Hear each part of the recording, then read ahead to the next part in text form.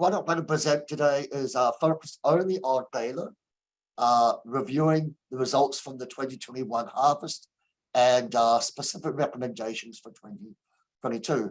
And I want to acknowledge there are several people involved in this, but Joseph L. Shoffley and Dosu Park in particular. And I know we always present acknowledgements at the end, but I really do want to take the opportunity at the start to acknowledge the New York Apple Research and Development Program, whose support of this work is so fundamentally important. And so thank you as growers for your commitment to this.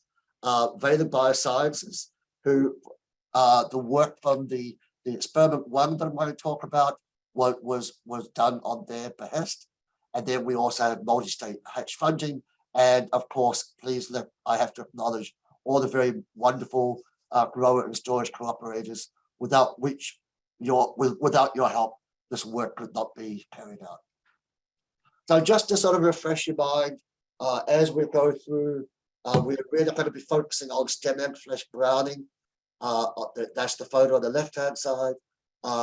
As the browning in the fruit gets severe, it morphs into flesh browning throughout the fruit.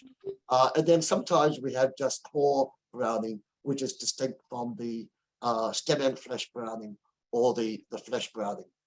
And then other disorders that we do see in all of our experiments are reasonless, stem end cracking, shriveling, and decay. I'm not going to talk much about any of those today because for the most part, they were relatively trivial in occurrence.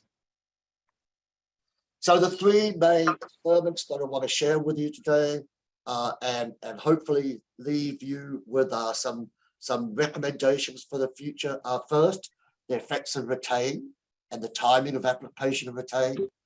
The second is the effect of retain, oxygen concentration, storage temperature, and delayed CA.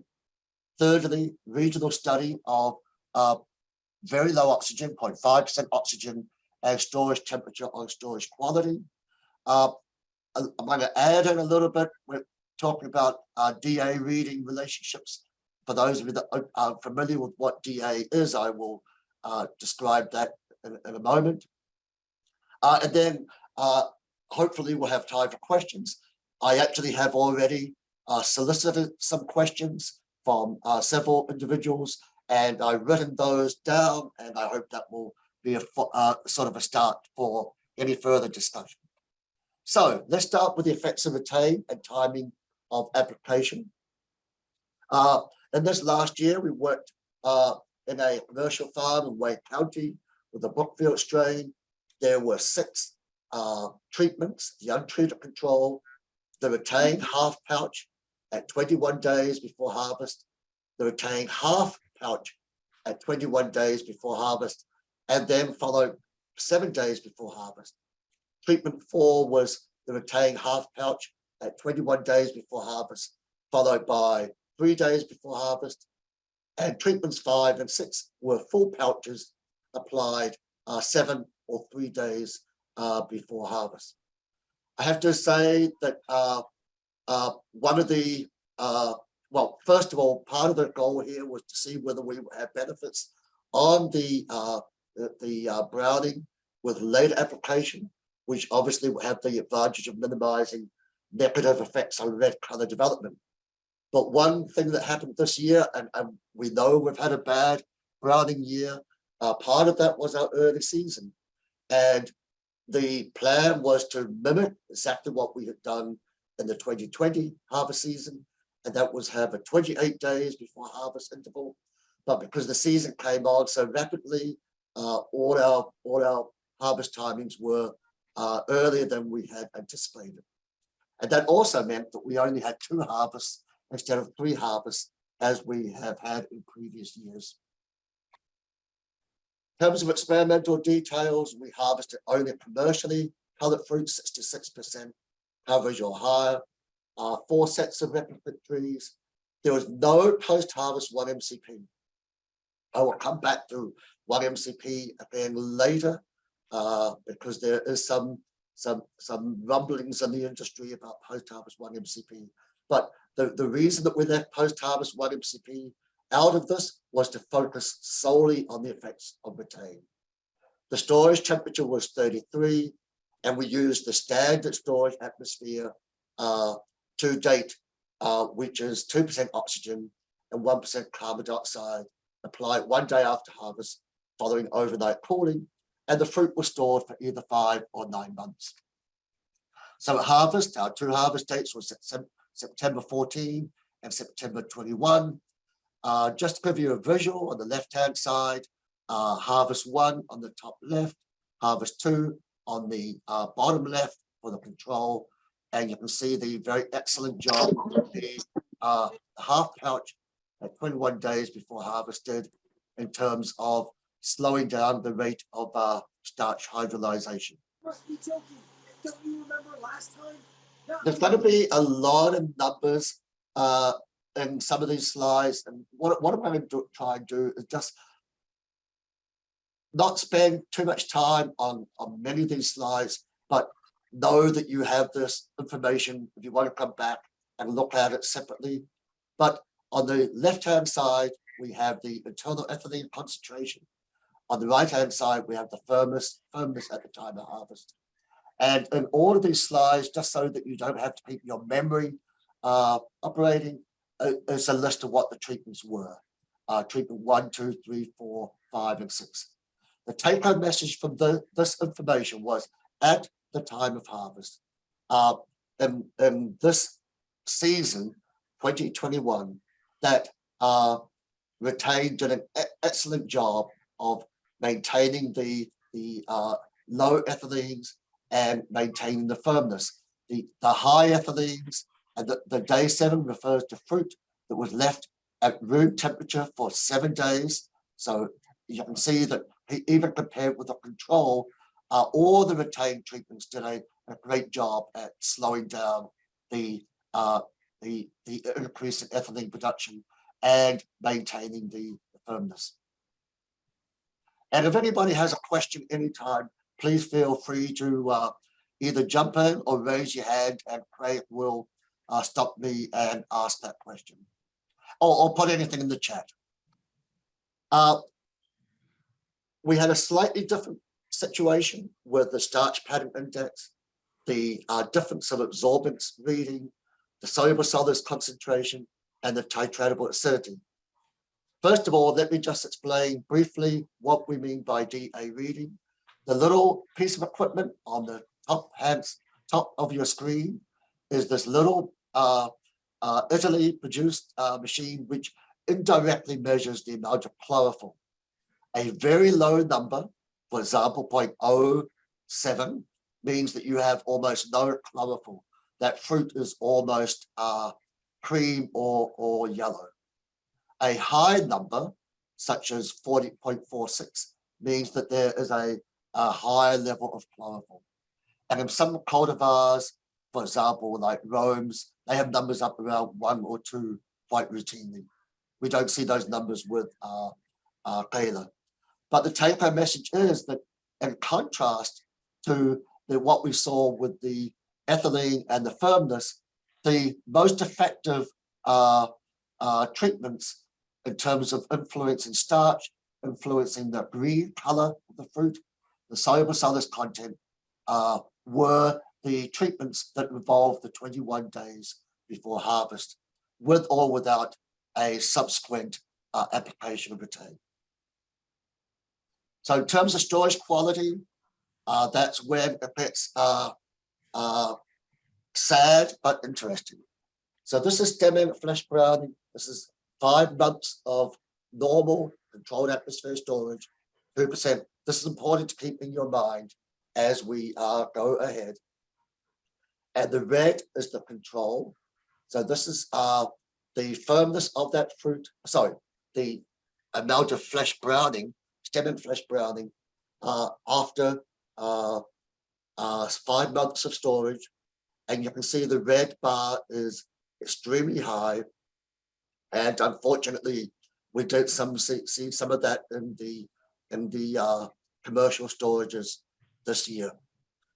The other thing I just wanted to take a moment to explain for those of you that are not familiar, these little letters over the top, A, B, B, B, A, B, what that means is if you see the letter A and you see the letter B by themselves, that injury is significantly different.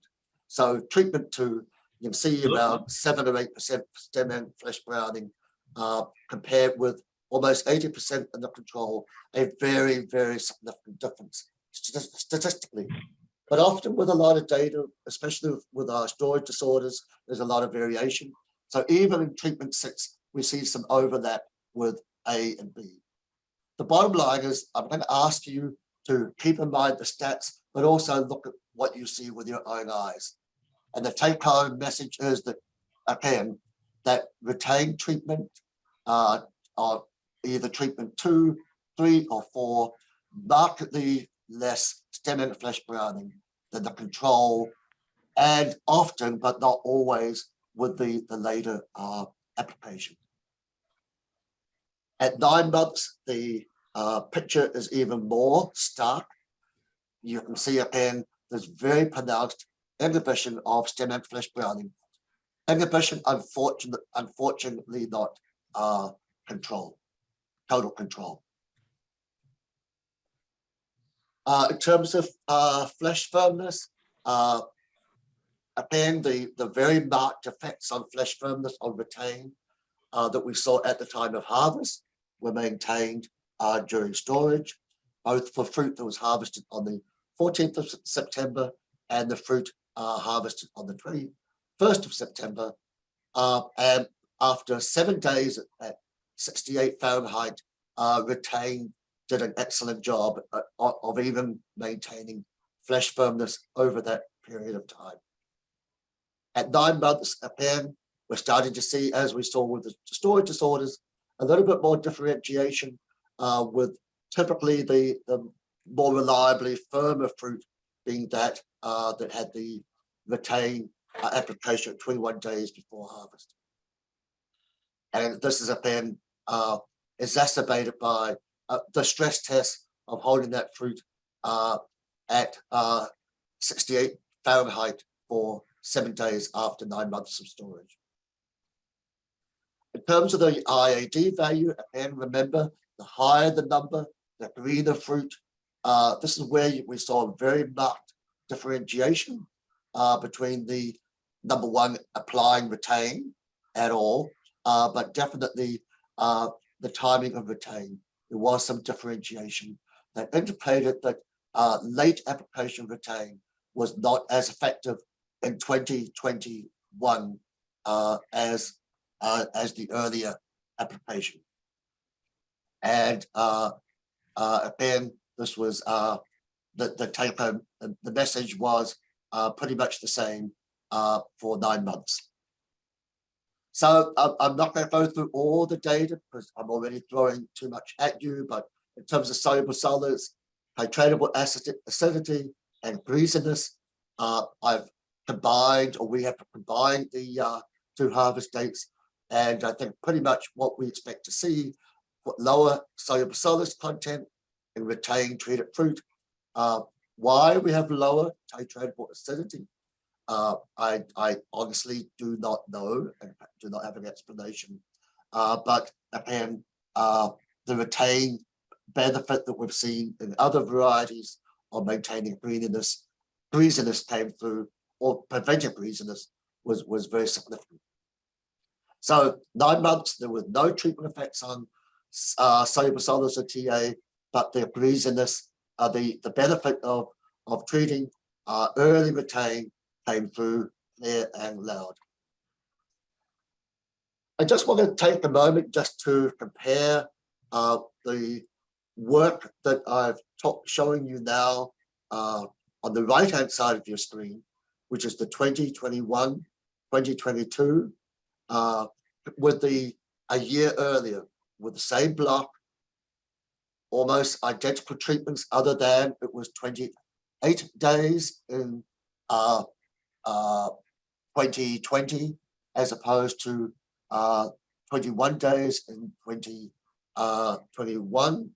But again, last year, so the 2020 harvest we had a year where pretty much it was a low browning year, and even the much later applications were very effective. This year was a very stressed year, as you all know, or else you probably would not be on this call. So this really shows the incredible effect of year-to-year variation. So the summary for experiment 1 is that retain effects are similar regardless of application timing for internal ethylene and for flash firmness, but the effects of late retain on starch pattern indices, the loss of green color, and inhibition of yellowing is less than with the early application. And after storage, the stem end flash browning was much more consistent with early rather than late application of retain. The flash firmness was similar for all retain timings, and were all greater than the control at 6 months. However, the benefits did decrease with longer storage time and shelf life. And the loss of green color was affected greatly by treatment timing at harvest 2 compared with harvest 1. So the conclusion is, and this will be repeated, is I know some growers don't like using PGRs, but in our opinion, use of PGRs is a significant weapon against stem end flash browning, as well as post-storage benefits on firmness. Are there any questions in the chat box, Craig? I'm not seeing any, Chris. If folks, All right. it's a Zoom meeting format, so they should be able to unmute themselves. But if you can't, you can click the reactions box on the bottom right and raise your hand, and then I can unmute you, or you can put your question in the chat box. Thank you, Craig. All right. So let's move on to experiment 2, where we're looking for the interaction with retained oxygen concentration, storage temperature, delay CA, and I've messed up here. Where it says regional study, that's meant to be in number 3. So excuse me for that little faux pas. So from the same orchard blocks that we had used for experiment 2, we selected 3 treatments. We did not know that we were going to get less of a benefit at 7 days before harvest this year, compared with 21 days before harvest. But we don't want to have that comparison. The difference between the experiment 1 and this trial is that all fruit were treated with 1 MCP after overnight cooling. We also used 2 oxygen concentrations. That's 2% oxygen and 0.5% oxygen with 1% carbon dioxide in both. And we compared 33 Fahrenheit and 38 Fahrenheit as storage temperatures.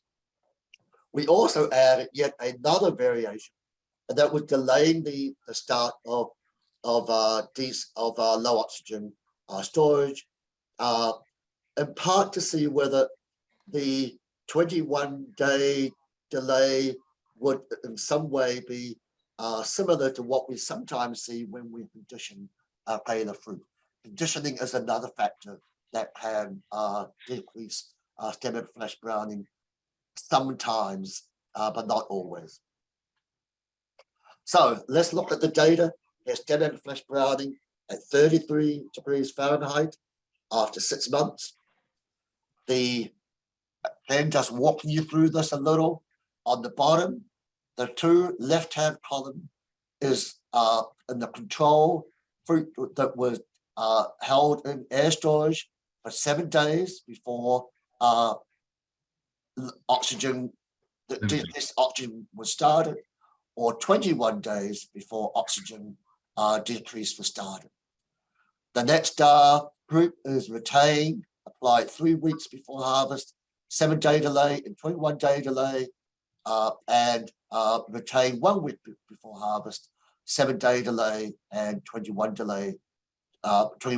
days before then we started decreasing the oxygen. So the take-home message here is number one, that we're seeing again the benefit of the early retain. And I'm just looking at the 2% oxygen data first. So here we have the 7-day delay, which is somewhat what you would expect from a commercial operation, with retain, and a pretty marked decrease in the amount of flesh browning, but not much else other than that. I have to double check that doesn't look right, that AB there, but we'll confirm that as well. I think that is actually an indication of the amount of variation that we did have. But if we look at the fruit that was held in 0.5% oxygen, first of all, you see an overall much lower level of stem and flesh browning in 0.5% oxygen than in 2% oxygen. In fact, the average overall was 73% in 2% oxygen and 25% in 0.5% oxygen. And here, the retain effect was the retain difference was lower, and even the effect of the 3-1 delay effect was somewhat lower as well. Although again, there was a lot of noise in these data. The most effective treatment was definitely the 7-day delay of fruit that had been treated with retain 3 weeks before harvest. If we look at 38 degrees Fahrenheit, the take-home messages, I hope, are pretty apparent to you. On the left-hand side, if we look at 2% oxygen, applying retain 3 weeks before harvest, applying CA within a week of harvest, you end up with about 5% stem and flesh browning in this orchard lot.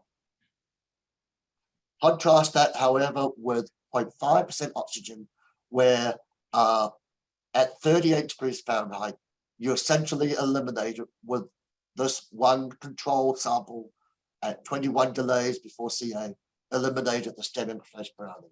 So a pretty interesting and positive result that kind of reinforced what we have shown in previous years, but we have been reluctant to make a recommendation on 38 until we have more information, even though I know some of you on this call did in fact use 38 this last season.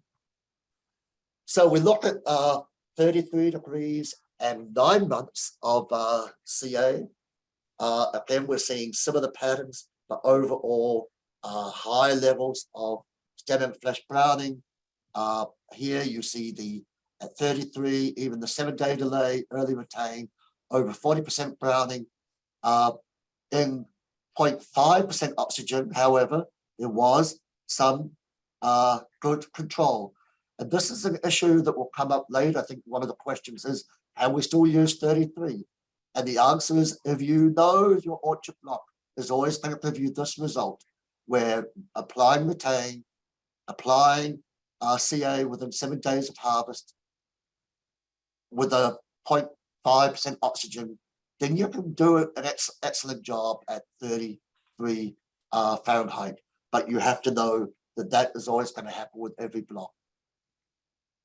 If we look at what happened at 9 months with 0.5% oxygen, I'm just not going to spend any time over here on the 2% oxygen. It's basically a wash, it's a mess. Everything is commercially unviable.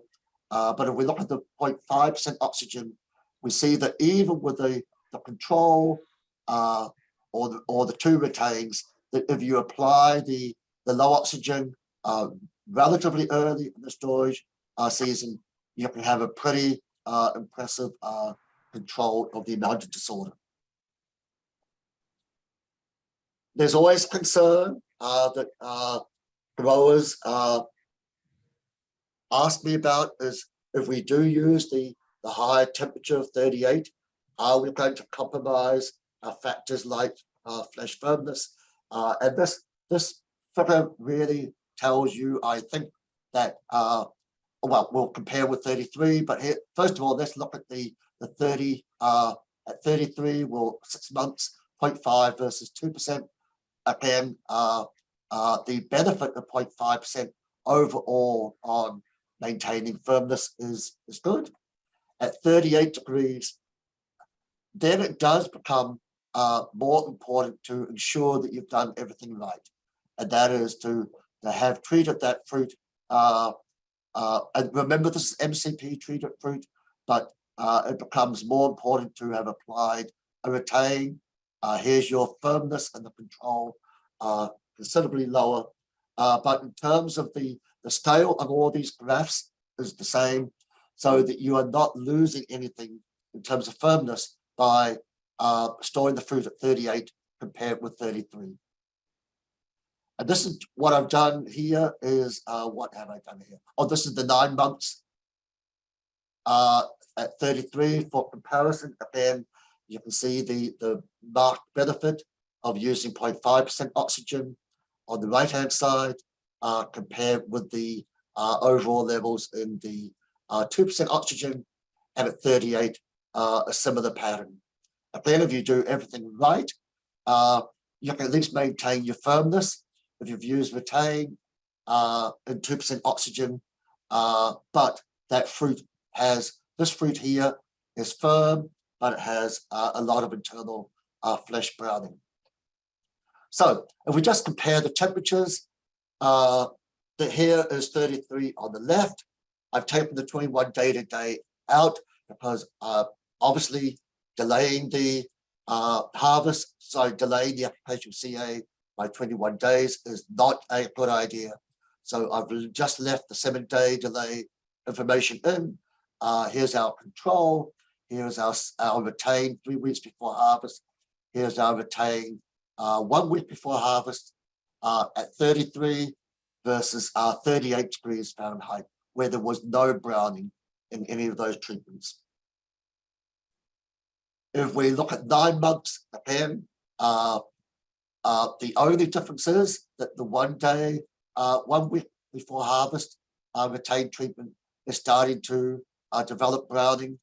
The 7-day in the early retain treatment is not, and with 38 degrees at 0.5% oxygen, you pretty much eliminated the browning problem totally. So, summary for experiment 2, delays between harvest and CA storage are detrimental and do not mimic conditioning. We wanted to check whether there would be an equivalency, and clearly the answer is no. So we will not be doing any delay treatments ever again. Up to for Gala, then up to 7-day delay and storage, 2% oxygen and 1% carbon dioxide, maintained low stem and flesh browning if the storage temperature was 38 Fahrenheit, not 33 Fahrenheit for 6, but not 9 months. Flesh browning development greatly decreased by using 0.5% oxygen at 33 degrees and to a great extent at 38 Fahrenheit. And overall, we can see no cost in terms of quality and just using firmness today if you use 38 Fahrenheit compared with 33 Fahrenheit, including after 7-day shelf life. But remember, all the fruit were treated with 1 MCP. So, summary, at this stage, we are again recommending PGRs, as I already mentioned. We are now recommending 38 degrees Fahrenheit rather than 33 degrees Fahrenheit. 0.5% oxygen where you have storages where it is achievable.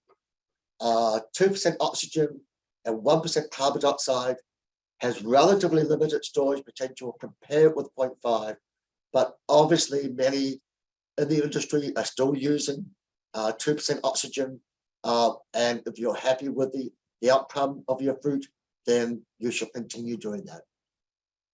Each factor that we have been looking at is additive, maturity, retain, the oxygen concentration, the storage temperature. So it's not really, if we're going to have a long-term solution for browning of Gala, it's not going to be a simple one approach to get us to where we need to be. So before I move on to the regional study, Craig, I do see there are some chats. Can you read those out for me, please? Sure. The first one from the first experiment, or maybe all of them, did you rate any core browning percentage? Yes. And the simple take-home message there is that retain helps control core browning, but 0.5% oxygen always eliminates core browning. We never see core browning with 0.5% oxygen. Thanks. The other one, I'm guessing the CO2 in all your experiments was 1%, correct? Correct. Okay. Anybody else have any questions?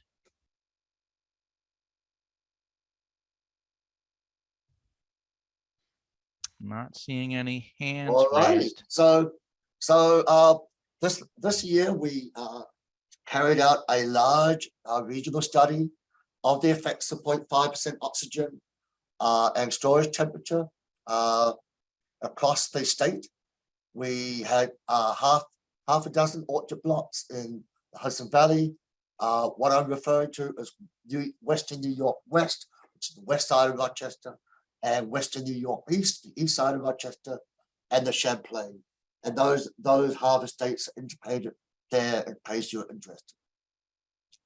Again, in this experiment, all the fruit were treated with 1 MCP.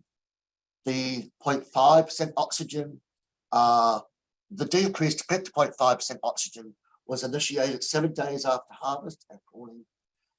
We used two storage temperatures, 33 and 38, and the fruit was stored for a total of 8 months. Just to give you the range of strains that were tested, from Ultima, Buckeye, Brookfield, Galaxy, Royal, Pacific, and these also indicate whether the orchard block had received a PGR, and just with with only 2 exceptions, in Western New York West, there were 2 orchard blocks, Galaxy and Royal, that had not received a PGR. And I'm really pleased to have had that, just because I think in a moment you'll see why it is an important take-home message for the rationale for using PGRs if you are planning long-term controlled atmosphere storage. And I think perhaps I haven't emphasized that enough, that when I talk about using PGRs, it obviously depends on what you are planning to do with that fruit. We only have we have to get a bit more detail on some of the application regimes, but very typically half rate retain 2 weeks in the Hudson Valley, but different rates depending on where you are in the state, or whether you're using harvest or retain. In terms of the starch pattern index and the IAD value, that's the DA meter reading that I was talking about earlier, just want to take you down the Hudson Valley first. And there was one block that was much more advanced in terms of the starch pattern index. And there's one block that was quite delayed. In Western New York West, these 2 red numbers, 6 and 5.5, are the 2 that did not receive any PGR treatment.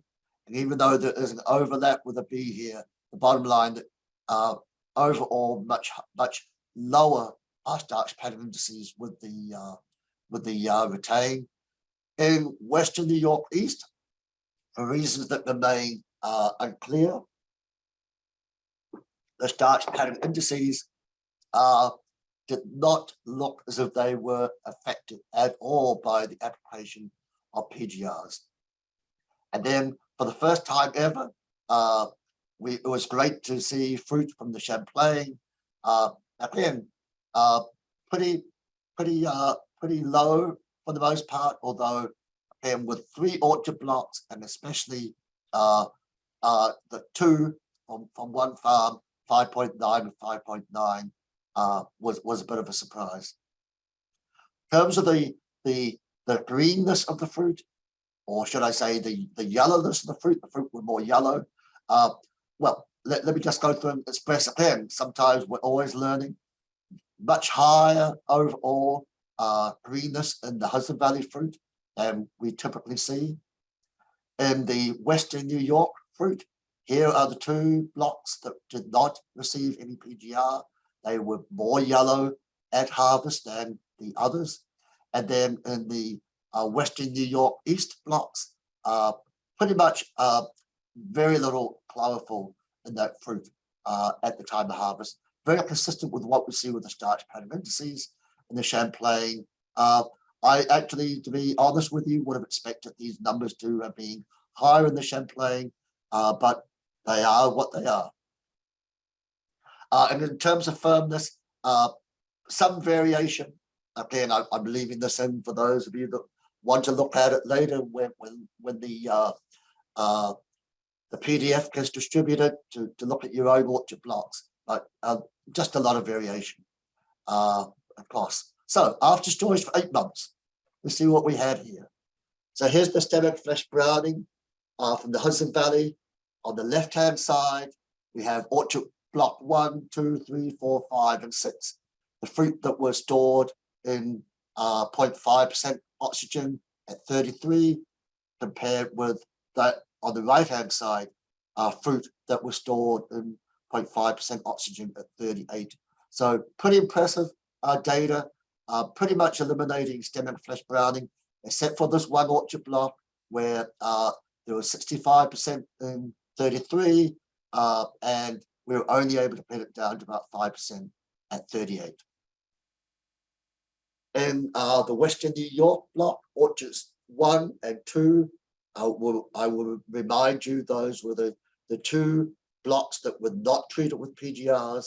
And whilst I'm never happy when growers are losing money because of this, it does reinforce that there is a role for these PGR treatments. On the right-hand side, we see the control of stem and flesh browning, not nearly as total or impressive as we saw in the Hudson Valley, but nevertheless, significantly lower in all cases. However, and you will be not surprised by this, when based on the maturity data that I just showed you, here was Western New York East at 33, very high levels of browning. The effect of 38 Fahrenheit definitely present and evident, but again, there were clearly some issues that meant that even at 38 with 0.5% oxygen, we weren't able to control the disorder adequately. And then finally, if we look at the Champlain, stem and flesh browning ranged from about 8% to 53 or 54%. But as we saw in the Hudson Valley, almost total elimination of the stem and flesh browning by storing the fruit at 38 Fahrenheit with 0.5% oxygen. And this was also with 1 MCP. So I'm going to go through the next 4 slides very quickly, because they are really want to illustrate to you watching this that there was not a cost of or a significant cost. How does one want to put it? I mean, we always want firmer fruit, but it didn't look like there was a huge cost in storing fruit at 38 versus 33. And in the top corner here, this is 38 and 38, sorry, 33 and 38 for fruit stored for 8 months plus 1 day, 33 and 38 Fahrenheit after 7 days at room temperature. There was no significant effect between temperatures after 1 day. In fact, the fruit stored at 38 degrees was slightly firmer, but of course, there's always the issue of how water loss and other issues may affect the firmness. If we look at Western New York, again, there's no big difference. Well, it depends, I suppose. Maybe I shouldn't be so bold. In both cases in Western New York, there was about a ½ pound difference. By the fruit were ½ pound softer at 38 than they were at 33. But you have slightly firmer fruit at 33, but you have slightly firmer brown fruit at 33, as opposed to slightly softer, clean white fruit at 38. Western New York, again, surprisingly, having trouble getting my head around some of these results, the overall firmness of the fruit overall was low compared with the other orchard regions that we used. And then finally with the Champlain, there was about a ½ pound difference between fruit stored at 33 versus 38, but overall pretty small, and sometimes quite a bit of variation between fruit that was held for 1 day or 7 days. So just want to touch on briefly the relationship with minerals. We use 33 degrees because of when you get the fruit variation at 33 is much higher because we get much higher levels of browning. The take-home message was that overall, there were overall differences, significant, but they were weak. For example, there's a significant effect of potassium, but that's a very, very weak R value. And it was variable in specific regions, and strongest in the Champlain, where the browning was positively related with nitrogen, boron, potassium over calcium, potassium plus magnesium over calcium, and negatively with magnesium, manganese, and magnesium over calcium. Bottom line is we are not seeing any great evidence that the differences that we are seeing amongst orchard blocks are related to mineral factors, including nitrogen. However, in the case of maturity, it's a much stronger situation. I am showing you the R squared values and the probabilities for fruit held at 33 and the fruit held at 38. But let's just go down to 33. There was about 40% of the variation was accounted for by the internal ethylene at the time of harvest, the amount of firmness at the time of harvest, the starch pattern index, the IAD value at the time of harvest, and then a couple other factors. And I would just want to show you these by graphs. If we take this year, the results from this year, and we use 33, because this is where we get the high levels of browning.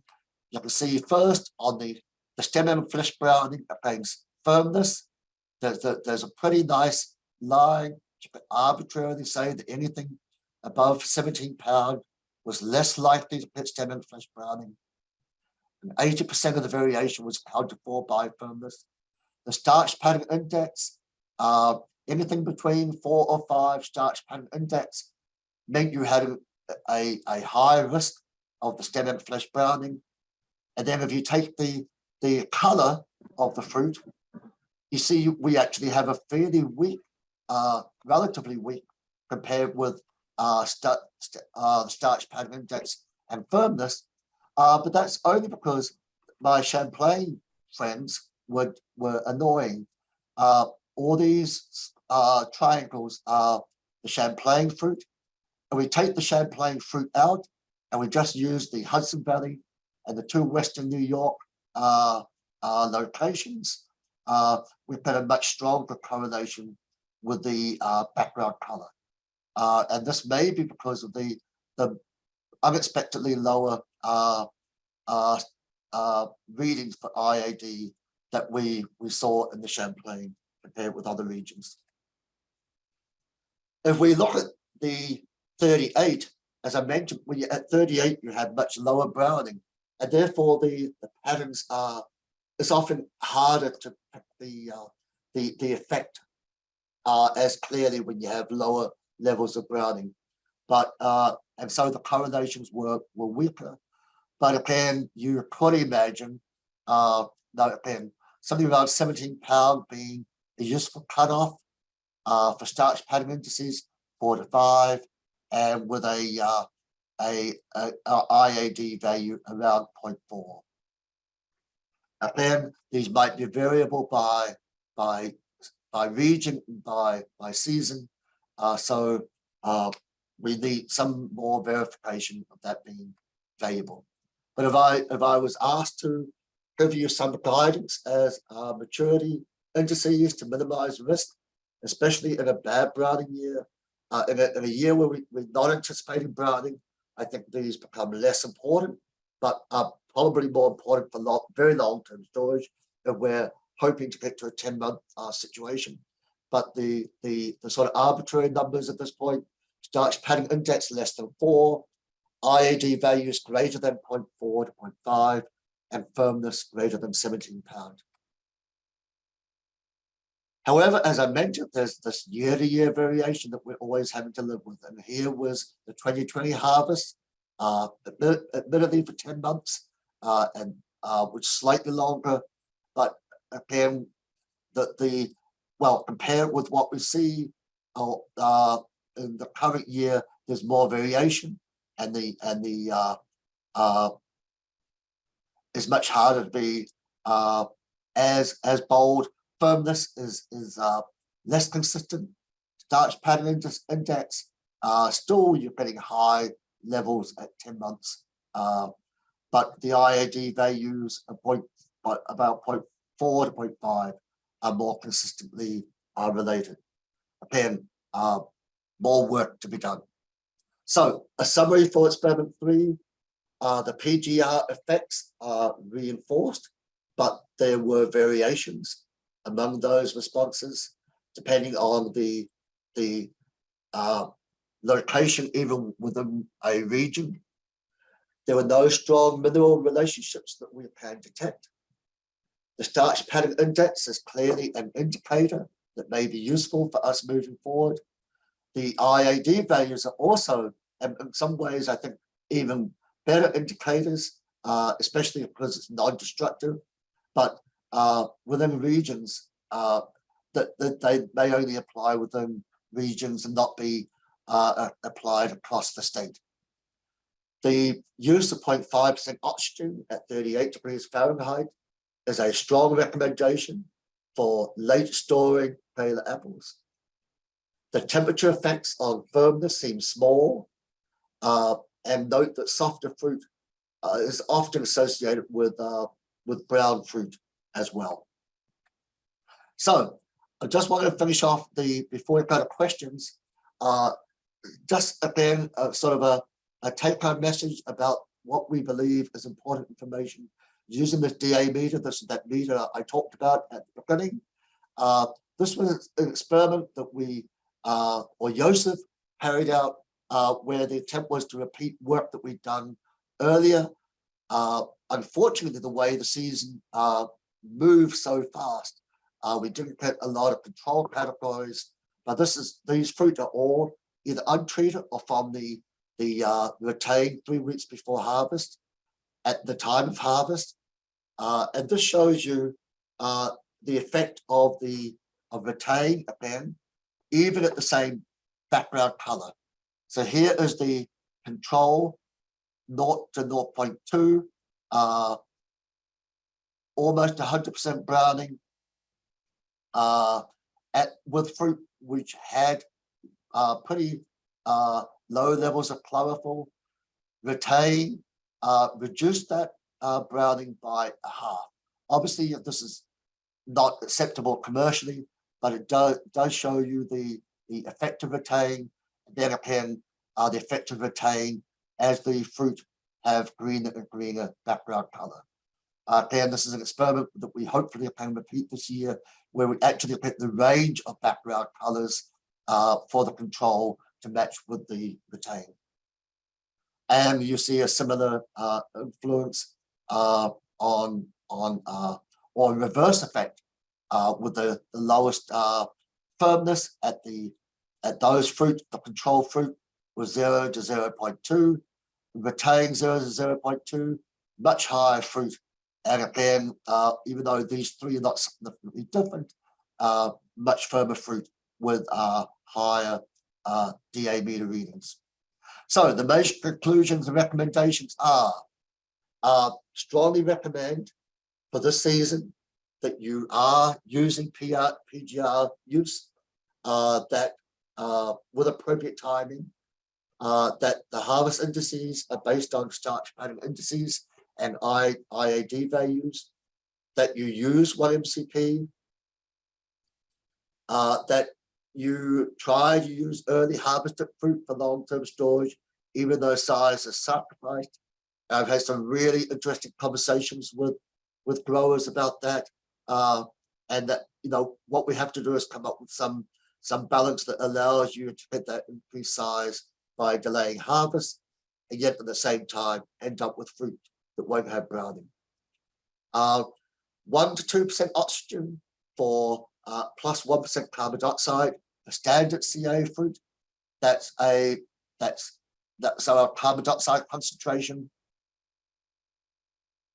recommendation remains the same, but even for standard CA, if you've got the rooms that can handle it, I would bring the oxygen level down to at least 1%, because you have no risk of damage to the fruit. But if you have the facilities that will allow it, then strongly recommend using 0.5% oxygen and 1% carbon dioxide and a 38 Fahrenheit storage temperature. So the questions is, what do we need to build confidence in our findings? And what I will do, I have some questions that I have, but I want to see if there's anything in the chat box, or whether I'll decide whether to go ahead with the questions and then which order to do them in. There's a few in the chat box, Chris. Maybe a little more explanation on the DA meter, because it says, does the DA meter value correlate more with background skin color or overall redness? Thank you. So thank you for that question. The reading for the DA meter is measuring only chlorophyll. So it's the background color. And what's cool about the background color, some of you may be on this call, may be old enough to remember color chips, where you actually, for Macintosh, you had different shades of green and you use that. But with so many of our red sports, you can't see the chlorophyll. What is cool about the DA meter is you're actually able to measure the chlorophyll even in a fruit that is 100% red. So you're thinking, even though it's an expensive tool, with helping gauge Gala maturity and reducing stem and fresh browning, it might be a worthwhile investment, at least for packing houses? I know some people have already bought them, and I think, no, it may be